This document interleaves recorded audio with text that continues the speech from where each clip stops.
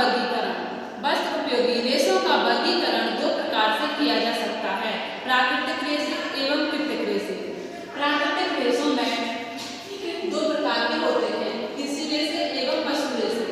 कृषि रेशे जो कृषि के द्वारा जिस प्रकार से प्रकृति कृषि जैसे किसी भी प्रकार से पौधे की खेती की जाती है उससे जो रेशे प्राप्त किए जाते हैं उसे कृषि रेशे कहा जाता है, जिसमें लिनन, कपास एवं ग्रामीण आते हैं। लिनन जो होता है वो लिनन के पौधे से प्राप्त किया जाता है। लिनन के पौधे की खेती की जाती है, फिर उनसे रेशे प्राप्त किए जाते हैं एवं फिर उनसे कपड़े बनाए जाते हैं।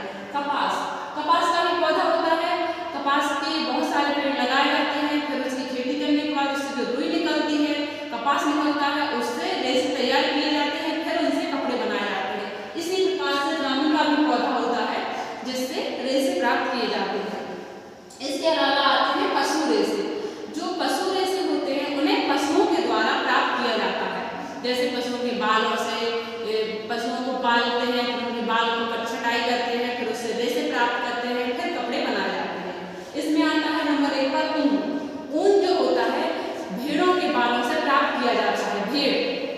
भेड़ों के बालों की साल में एक बार कटाई की जाती है, छटाई की जाती है, फिर उससे रेशे तैयार किए जाते हैं, फिर उनके कपड़े तैयार होते हैं।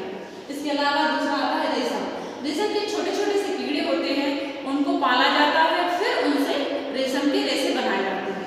इसके अलावा आता है कश्मीरी।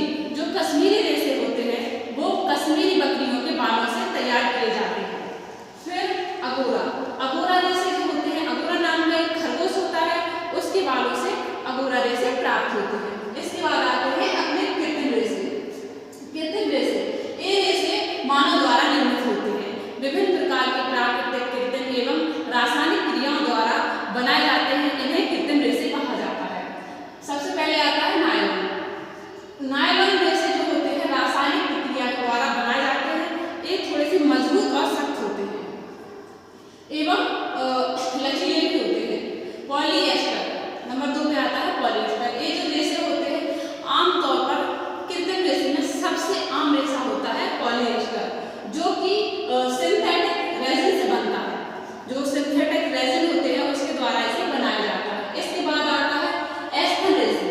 एस्थन रेशे जो होते हैं इसमें फाइबर ग्लास का प्रयोग किया जाता है। फाइबर ग्लास से संबंधित और ऊन के विकल्प में इसे बनाया जाता है। इसके अलावा और भी कई प्राकृतिक एवं कृत्रिम रेशों से मिलकर रासायनिक पदार्थों द्वारा तैयार किए जाने वाले रेशे हैं, जिन्हें कृत्रिम रेशों के अंतर्गत बनाया जाता है।